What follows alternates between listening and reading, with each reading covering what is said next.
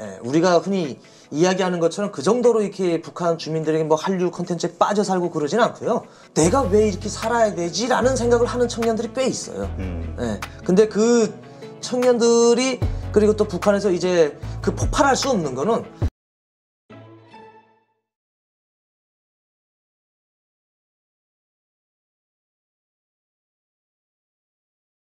네, 오늘 모신 분은 전 북한 국가보위성 황해남도 보위부 보위원이셨죠? 지금은 탈북하신 이철은님 모셨습니다. 안녕하세요. 안녕하세요.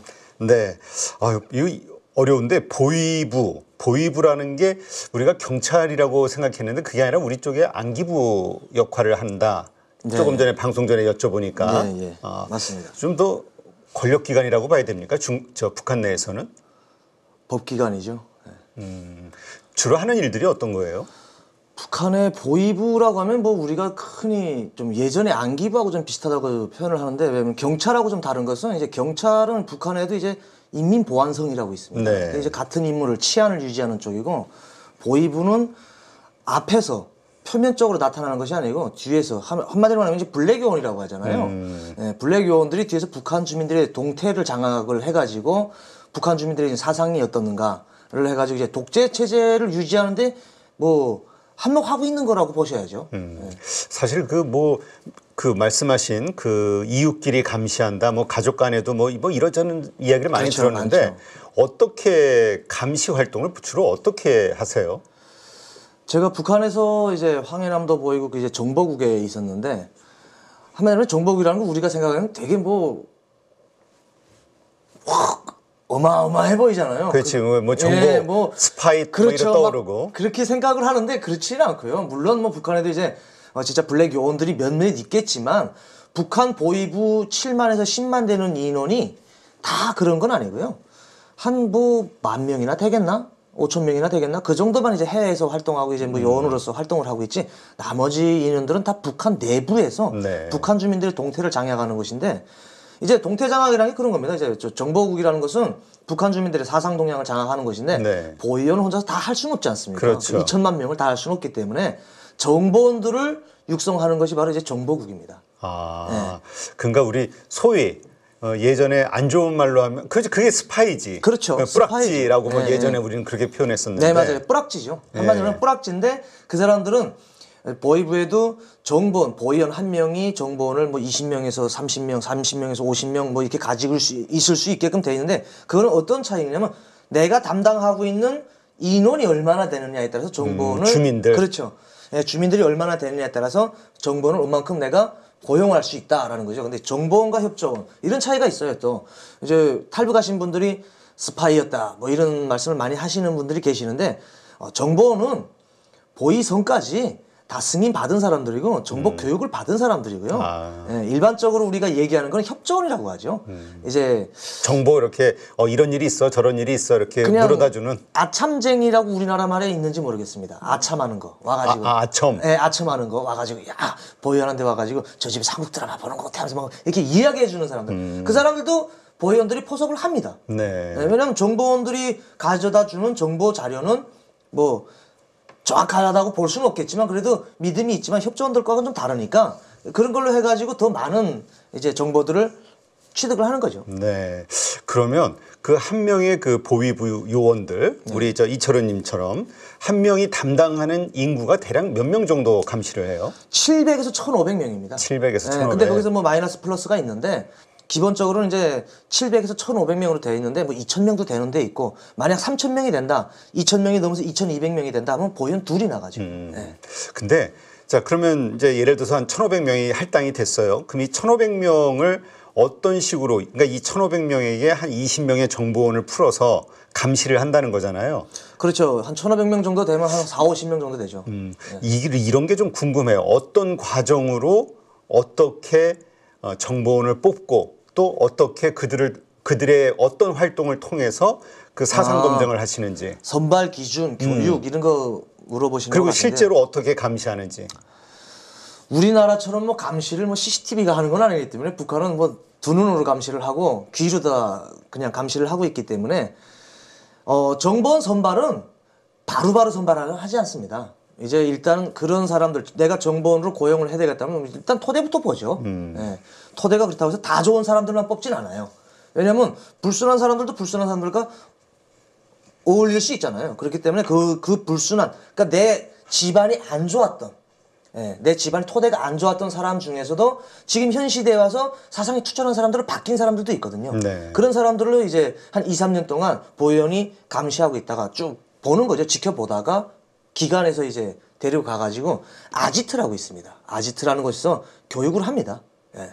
초기 교육을 해가지고 어떻게 정보 자료를 제공을 해야 되고 어떻게 그 사람들에게 접촉을 해야 되고라는 걸 디테일하게 그 국가보위성 편집사에서 내려보낸 그 녹화 자료라든지 강연 자료라든지 이런 걸로 해가지고 교육을 하죠. 예, 해가지고 표면적으로 절대로 자기는 정보원이라고 알려주면 안 됩니다. 솔직히. 비밀리에 활동하는 그렇죠. 걸로. 예.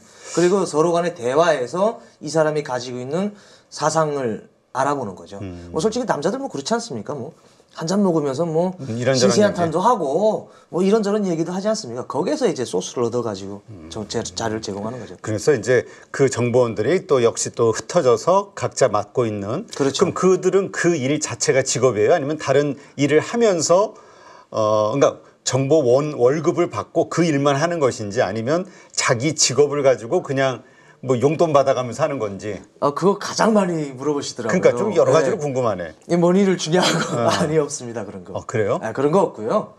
그런 건 전혀 없고 그냥 그 사람들은 충성심으로 하는 거죠. 아, 충성으로. 충성심으로. 그리고 만약 그 사람들은 이제 농장원이든 뭐 원전 공장 기업소 다니는 사람이든 직장제든 그런 사람들이 뭐 국가에서 월급을 안 주기 때문에 어느 정도 불법을 했을 때 약간 이제 봐주는 거죠. 예.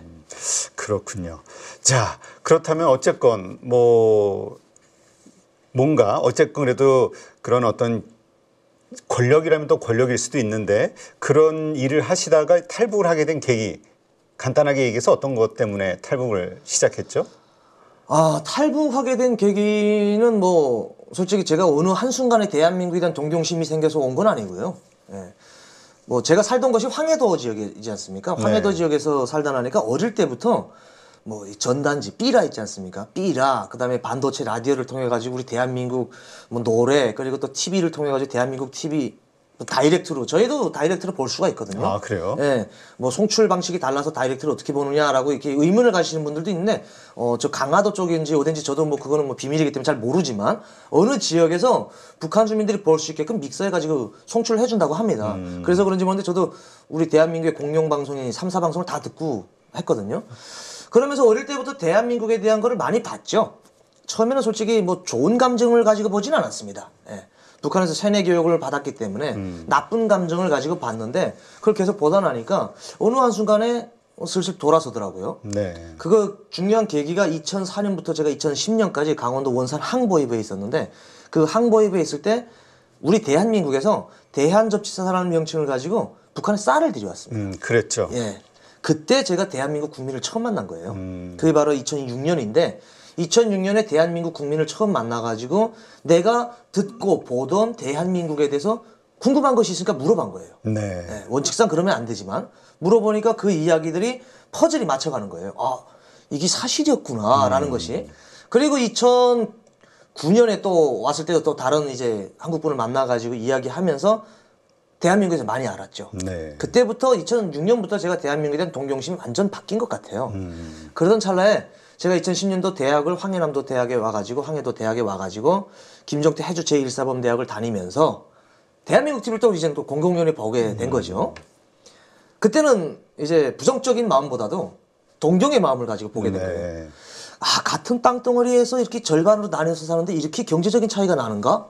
사람이 이렇게 의식 수준이 다른가? 막 이런 생각이 들던 찰나에 김정은이가 갑자기 지도자가 된 거예요. 네. 김정은이가 죽으면서. 그때 약간 조금 기분이 안 좋더라고요. 나하고 나이 차이가 그렇게 많이 안 나요. 두세 살 차이 나는데 저 애비잘 만났다. 그냥 바로 그냥 북한 주민들인데 알려지자마자 지도자가 되네. 한데 약간 언짢았어요. 네. 이거는 저뿐만이 아니고 저 같이 있었던 보이부 동료들 있잖아요. 저하고 나이 또래가 비슷한 이런 연배들은 대놓고 얘기는 못하지만 그런 뉘앙스는 얘기를 조금 해요. 그래요. 네. 그러던 찰나에 제가 2016년 8월 15일 전전 박근혜 대통령님의 광복절 축사를 북한에서 듣게 된 거예요. TV로 봤죠. 근데 거기서 이제 북한의 비핵화 문제라든지 그러나서 북한 주민들, 간부들 자유 대한민국으로 찾아오라. 새로운 길은 열려 있다. 뭐 이런 뉘앙스가 있었어요. 그래서 그런 액션을 보내니까 이 대통령이오라는데 가야 되지 않냐? 그런 생각을 하게 된 거죠. 네. 그래서 제 친구하고 이제 탈북을 하게 된 겁니다. 아, 그래요. 아니 근데 그 사실 이 삐라라고 하잖아요. 네. 그 전단 네. 이런 것들을 북에서 그러니까 남쪽에서 보낸 삐라 전단을 보게 되면은 그런 뭐 체제에 대한 불만 아니면은 회의감 아니면 뭐 탈북해야 되겠다는 어떤 의욕 이런 것들이 실제 생기긴 하나요?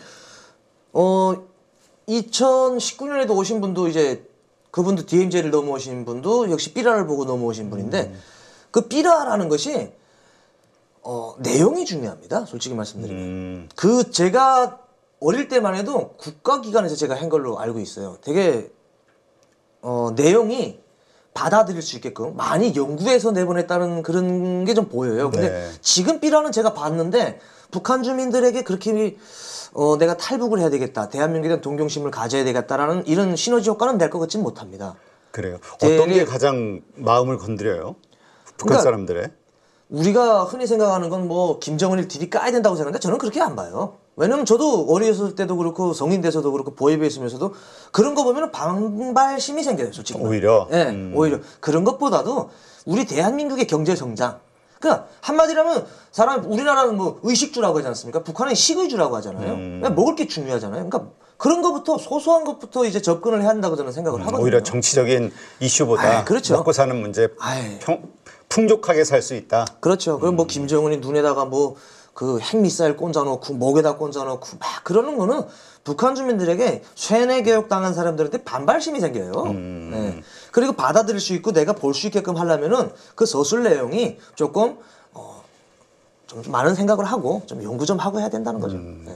그렇군요. 그러니까 하여튼 그러한 것들이 체제 변화를 가져오게 할 수 있는 요소가 된다. 그래서 선전 효과가 있다. 그렇죠. 한 번엔 안 되겠지만 단계별로 아마 사람들도 변하게 되는 거죠. 근데 그 아까 뭐 TV, 한국 TV 라디오를 많이 들으셨다고 하는데 그 한국의 K-팝, 그다음에 드라마 이런 것들이 상당히 체제에 위협이 되기 때문에 지금 보기만 해도 뭐 깜빵을 가고 그렇죠. 그걸 뭐 건네면은 뭐 사형까지도 당한다 이런 얘기가 있던데 지금 상황이 어떻습니까? 제가 2016년 9월까지 제가 2014년부터 보이베에 있었는데 어쨌든 제가 있었을 땐 그랬어요. 이제 우리가 흔히 이야기하는 거는 북한 주민들이 뭐 한류 콘텐츠 푹 빠져 산다라고 하는데 제가 보기에는 다는 아닌 것 같습니다. 예, 우리가 흔히 이야기하는 것처럼 그 정도로 이렇게 북한 주민들에게 뭐 한류 콘텐츠에 빠져 살고 그러진 않고요.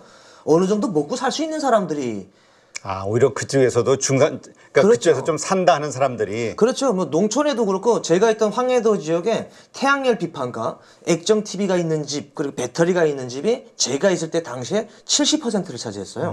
그만큼 사람들이 먹고 살기 힘들다고는 하지만 자기 문화생활을 위해서는 돈을 모아서 자기가 굶더라도 산다는 거죠.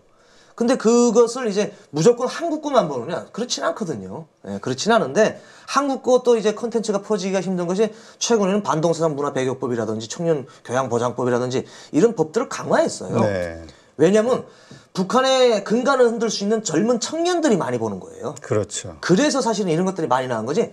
이제 예전 세대, 장마당 세대 전인 예전 세대들, 94년도 전 세대들은 그렇게까지 하진 않습니다. 근데 지금 젊은 세대들은 새 것에 민감하고 진취성이 강한 지금 젊은 세대는 새로운 거를 막 받아들이고 싶은 거예요. 왜냐면 북한에서 뭐 흔히 말하는 당의 혜택을 받아보지 못하고 살았기 때문에 내가 굳이 이래야 되나? 이런 생각을 하는데 중요한 거는 그런 생각을 하는 사람들이 왜 폭발을 못 하느냐.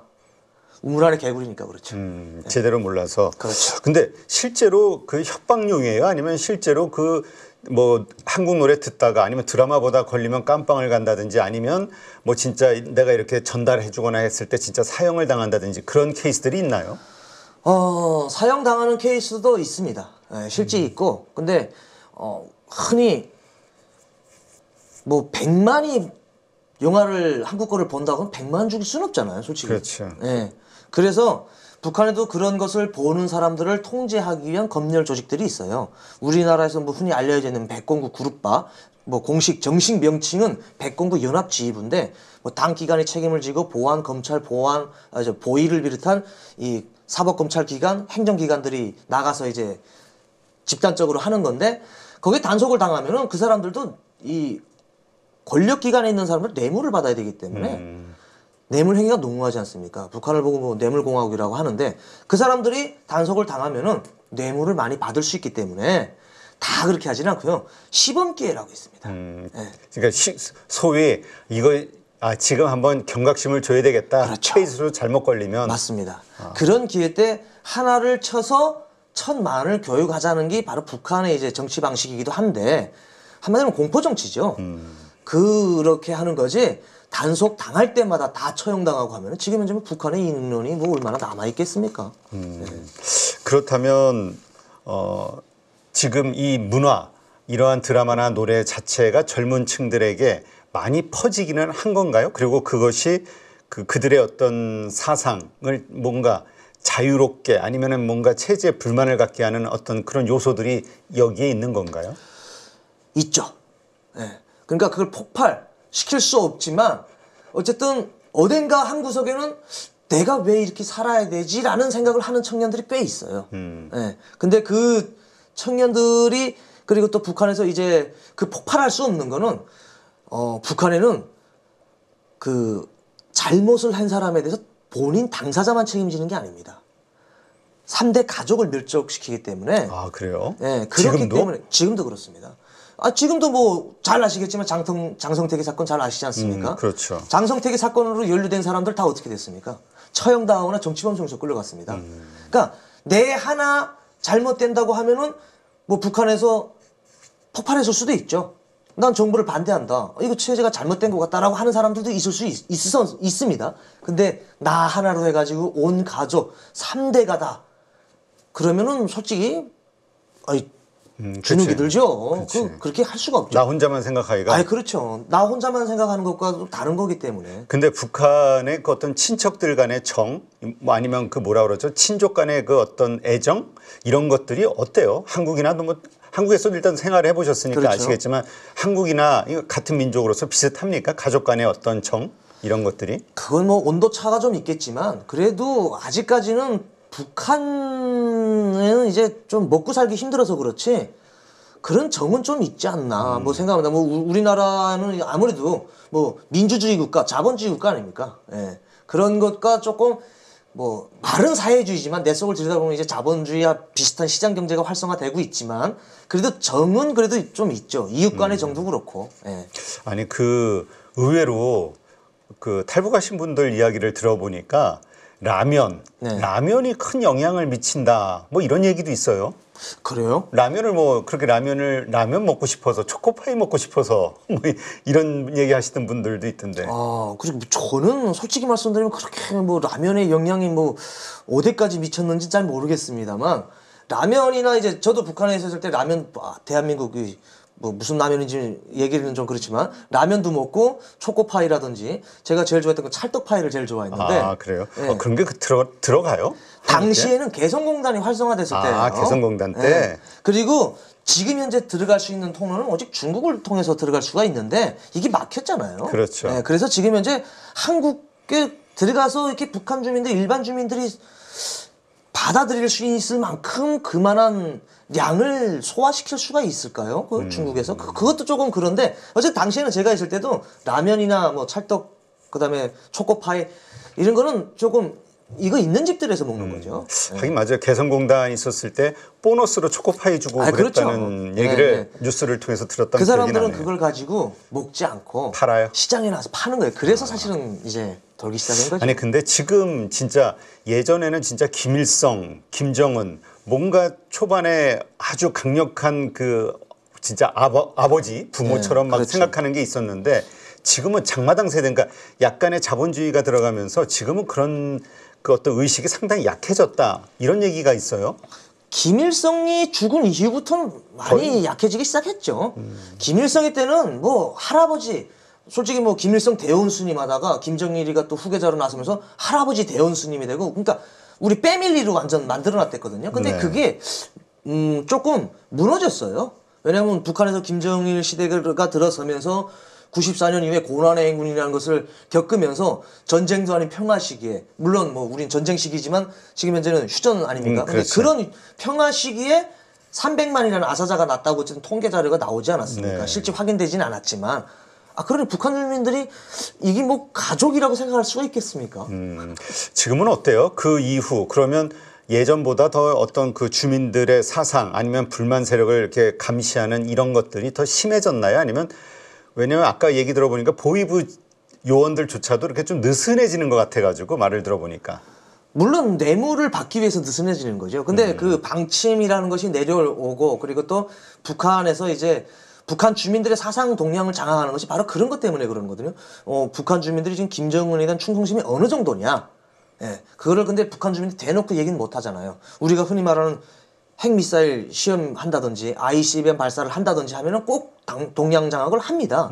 북한 주민들의 동향이 어떻느냐. 이 사람들이 야, 이런 것 때문에 우리가 못 산다고 하면은 북한이 할지 안 할지는 모르겠습니다만 그 하는 거에 대한 정당성을 부여하기 때문에 북한 주민들은 그거를 긍지로 생각해요. 자랑으로 생각하고. 하기 때문에 어쨌든 기본적으로는 지금 젊은이들은 그 사상이 좀 많이 달라졌어요. 달라졌다. 네, 달라졌어요. 지금 아니 그래서 점점 그 뭐라 그럴까 통치권에 대한 두려움 이런 것들이 점점 커지고 있다. 즉 지도부 내에서 북한 그런 이야기들이 좀 있어서 근데 그런 상태에서 최근에 그 북한군이 이제 파병이 됐잖아요. 네네. 이것에서 많은 전사자 사상자들이 나오게 되면 이것이 북한 내부의 어떤 주민들의 동요를 일으키는 요소가 될 것이냐 아니면 어떤 위로금이 나오니까 그것으로 인해서 오히려 뭐 큰 문제 없이 좀 잘 넘어갈 것이냐 뭐 여러 가지 이야기들이 있던데 어때요? 직접 느끼시는 분위기는? 저는 뭐 북한에서 체험하고 뭐 제가 30년 동안 산 사람으로서 이제 토대로 말씀드린다면은 아무 일 없을 겁니다. 뭐. 아무 일 없다. 네. 그리고 선물, 돈 안 줄 겁니다. 아 자기들이 먹고 그렇죠. 그냥 북한에서 말하는 전사증이라든지 그리고 또 뭐 불구된 사람들은 영해군인증이라든지 북한에서 말하는 그런 군대에 나가서 사망했거나 불구가 됐을 때 보내는 그런 증서들이 있어요. 그런 거 보내고 뭐 TV 하나 보낼까요? 네. 뭐 그걸로 끝날 것 같습니다. 솔직히 말씀드리면. 그런데도 불만이 안 생길까요? 자식이 제가 지금 북한도 자녀가 그렇게 많지는 않죠. 요즘은. 그렇죠. 한두 명인 것 같은데. 많으면 2명. 뭐 3명도 낳는 집도 있겠지만 지금은 1명 낳는 것도 싫어요. 우리나라도 뭐 저출산 가지고 막 이야기하는데 북한도 역시 저출산이 진짜 극에 극을 달하고 있습니다. 그래서 여성분들도 군대 나가서 의무제로 바뀐다는 막 그런 이야기도 있지 않습니까? 네. 왜냐면 애를 안 낳으니까 먹을 게 없어서. 예. 근데도 체제에 대한 불만, 김정은에 대한 불만이 일어날 수 없는 게 그만큼 북한은 우리가 생각하고 있는 것보다 사상 통제 교육 그리고 또 그 통제 시스템이 거미줄처럼 되어 있습니다. 네, 저희가 보고 우리가 느끼는 것과 실제 살아온 사람들의 우리 산 사람들은 흔히 진짜 정확하다는 것보다도 포장 없이 막 이게 솔직하게 말씀드리면은 에이 북한 안 무너져야고 얘기합니다. 네, 어떤 분들은 좀 포장해서 이제 북한 체제 금방 무너진다고 하는데 그렇지 않습니다. 이게 아무래도 그 아까 얘기하신 대로 한 명의 보위부 요원이 800명을 감당을 하고 또 그 보위부 요원에 20명씩의 또 정보원이 들어가고 그러니까 그러네요. 그게 또 보위부만 있는 건 아니잖아요. 보안소도 역시 또 있습니다. 경찰 역할하는 경찰 역할하는 사람들도 또 그 산하에 또 뭘 두고 있는 것이 있어요. 예, 소조원인지 뭔지 또 있는데 그런 사람들도 또 있죠. 당은 당대로 또 있습니다. 예, 그리고 또 청년동맹 기관은 또 청년동맹 기관대로 있습니다. 그러니까 북한에서 웬만큼 있는 기관들, 행정기관, 사법기관들은 거의 다 그런 감시 시스템이라고 보시면 되거든요. 네.